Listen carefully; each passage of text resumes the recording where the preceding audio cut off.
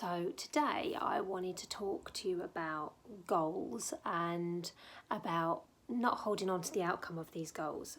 And now that might sound really counterintuitive, but when you hold on to the outcome of how something should be, so I'm going to get from A to B this certain way, and that's the way I'm going to do it, and nothing's going to change, and that's it. You're fixed on that.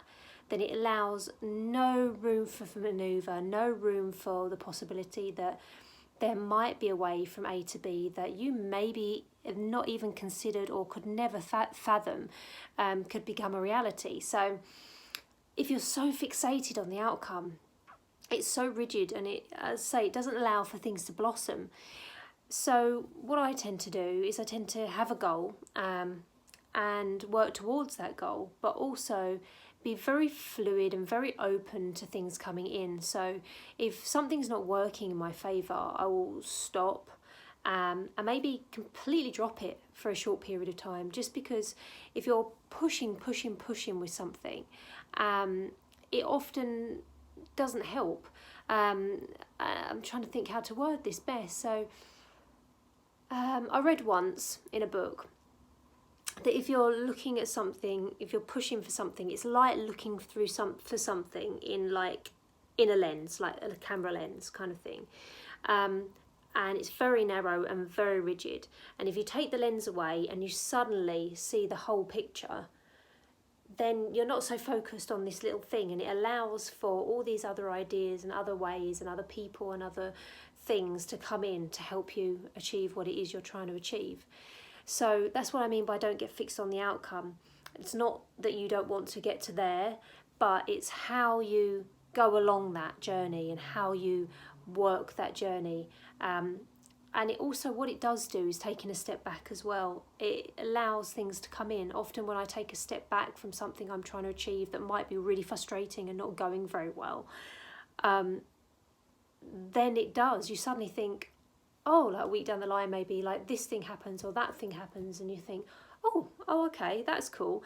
And it doesn't not just bring these things into you, it also refreshes you, and you think, oh, okay, I've got more energy for this now. Because if you're constantly bashing, trying to get through to whatever it is you're trying to do, it's tiring and it wears you down, and it's frustrating if things aren't going the right way or fast enough for what you wanted to achieve.